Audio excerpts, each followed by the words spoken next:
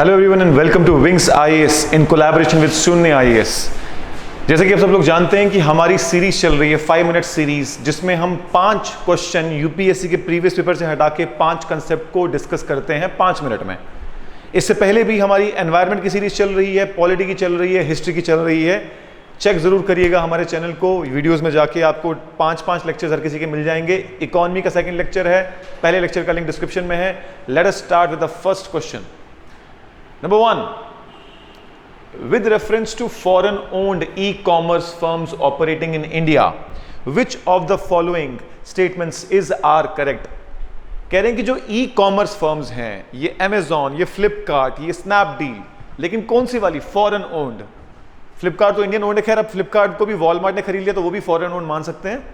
तो इनमें से क्या क्या in foreign owned E firms के लिए सही है?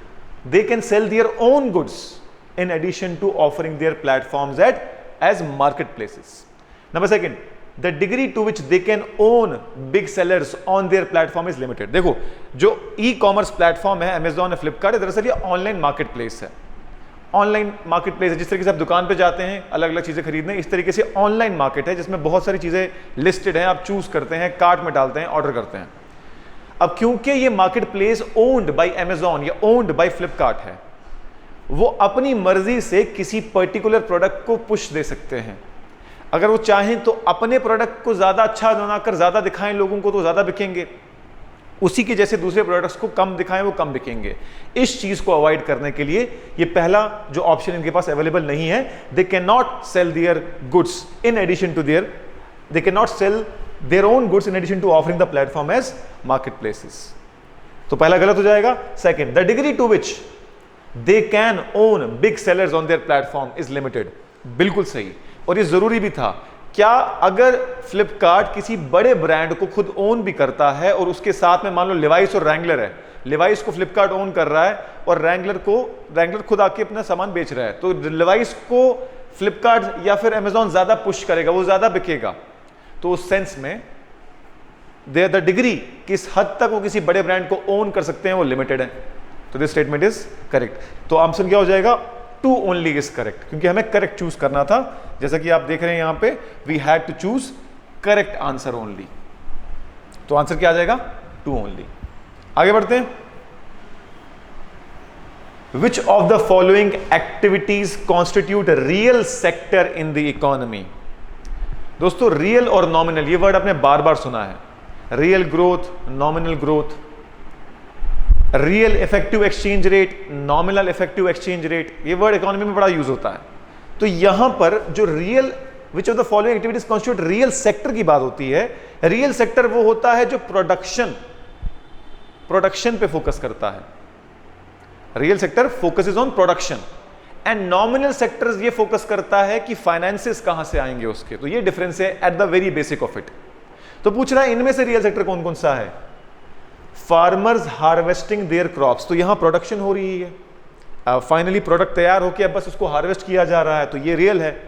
Textile mills converting raw material into fabrics, again production side, production हो रही है, रॉ मटेरियल की बात नहीं हो रही, कन्वर्जन हो रहा है गुड में। तो ये दो तो रियल सेक्टर का पार्ट है, because they deal with the production. A commercial bank lending money to a trading company, this is nominal, this is related to finances. A corporate body issuing rupee denominated bonds overseas, again this is finances। तो third and fourth option में नहीं होना चाहिए। तो हमें इससे बोलना है कि इनमें से कौन रियल सेक्टर में है। तो आंसर क्या हो जाएगा? 1 and 2 ओनली। तो आंसर इज ए, दिस। ठीक है जी। Next, which one of the following situation best reflects indirect transfer? One of the UPSC का बड़ा ही ट्रिकी क्वेश्चन था ये। कह रहा है कि इन सभी सिचुएशंस में से किसको आप इनडायरेक्ट ट्रांसफर्स कहेंगे? A, an Indian company investing in foreign enterprise and paying taxes to the foreign country on the profits arising out of its investment. तो कहीं ना कहीं यहां पर एक डबल टैक्स अवॉइडेंस एग्रीमेंट करके, अगर आप लोगों ने पढ़ा होगा, उसको एक्सप्लेन करना यहाँ मुश्किल होगा 5 मिनट में। तो एक कंट्री है जो इंडिया में बेस्ड है बट वो चीजें बेच रही है कहीं और, तो वहां जो प्रॉफिट कमा रही है उस पर टैक्स लगता है। For example there is something called as Google tax या फिर इक्विलाइजेशन लेवी, जो इंडिया में लगाई जाती है बड़े बड़े ब्रांड्स पे, गूगल पे, यूट्यूब पे, जो लोग इंडिया में प्रमोशन करके पैसे कमा रहे हैं तो उन पर टैक्स लगता है। तो इसकी बात कर रहा है, इनडायरेक्ट ट्रांसफर ये नहीं है। A foreign company investing in India and paying taxes to the country of its base on the profits arising out of its investment. Again, this is not the answer. An Indian company purchases tangible assets in foreign country and sells such assets after their value increases and transfers the proceeds to the India. No. Last, it is actually a foreign company transfer shares and such shares derive their substantial value from assets located in India. इसके लिए ये term use होती है। A foreign company transfers shares and such shares derive their substantial value from assets located in India. This is called as indirect transfer. Again, इसके लिए थोड़ा बहुत knowledge आपको share market and capital market का होना चाहिए, इक्विटी एंड सिक्योरिटी का होना चाहिए समझने के लिए, जिसपे हम जरूर कुछ अलग से भी वीडियो लेके आएंगे। मैं चाह रहा हूं कि मैं कैपिटल मार्केट को सेपरेटली कवर करूं क्योंकि इसमें बहुत सारे लोगों की बड़ी परेशानी होती है, बड़ी कंफ्यूजन होती है। Will discuss it definitely. Next question, with reference to the expenditure made by an organization or a company which of the following statement is are correct। कह रहा है कि अगर एक कंपनी एक खर्चा कर रही है या फिर कोई ऑर्गेनाइजेशन एक खर्चा कर रही है, उसके रिलेटेड कुछ स्टेटमेंट इसके बारे में मुझे बताओ। Acquiring new technology is a capital expenditure.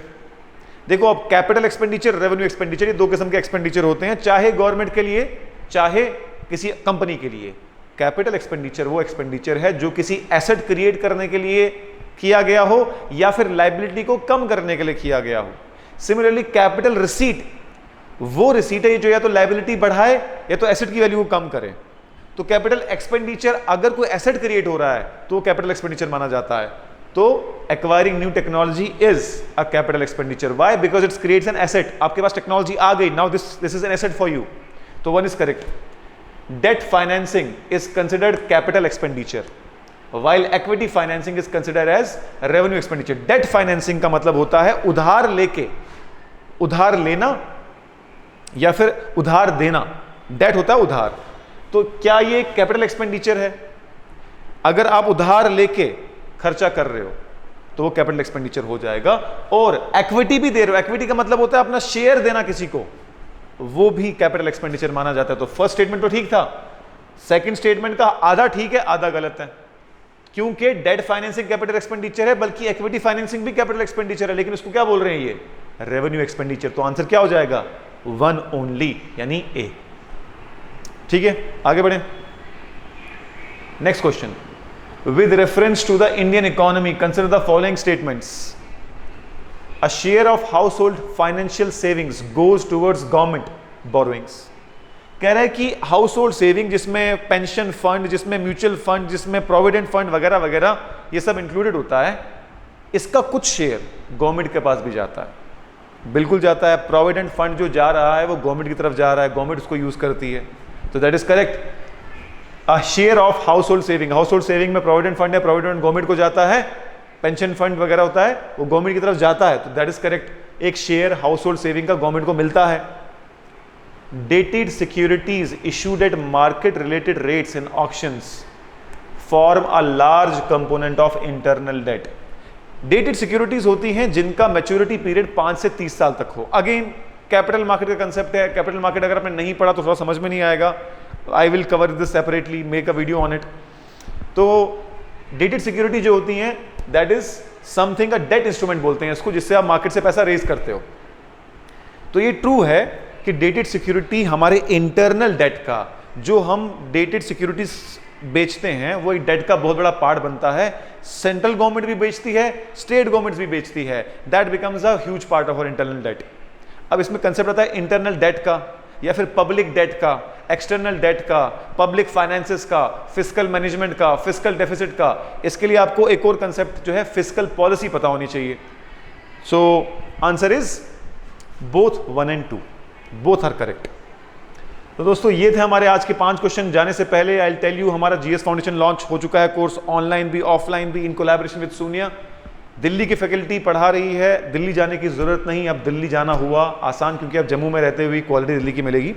और इसके कुछ डेमो वीडियोस भी हमने फ्री रखे हैं, हमारे ऐप में भी है, डिस्क्रिप्शन बॉक्स में लिंक है। उसके अलावा केएस का एग्जाम आ रहा है 23 जुलाई को।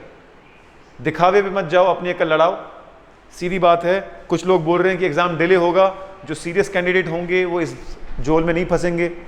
अभी तक ऐसी कोई भी न्यूज़ नहीं आई है कि एग्ज़ाम डिले होगा, इसलिए आप तैयारी 23 जुलाई की करें। और किसी भी केएस के लिए आपको 1 साल के करंट अफेयर, प्रीवियस 1 साल का करंट अफेयर करना पड़ता है। वही 1 साल का करंट अफेयर हमने 10 वीडियोस में कंप्रेस कर दिया विद नोट्स। ये बहुत ही नॉमिनल कॉस्ट पे हमारी ऐप पे मिल रहा है और आपको पूरे के पूरे करंट अफेयर्स का टिल जून 2023 तक का करंट अफेयर आपको यहां मिल जाएगा। उसके अलावा दोस्तों हमारा 10 से लेकर 12 जून तक open to all marathon classes चलने वाले हैं। मैराथन क्लासेस जो है वो क्या है, वो दरअसल 3 दिन लगातार सीसैट की क्लासेस करेंगे।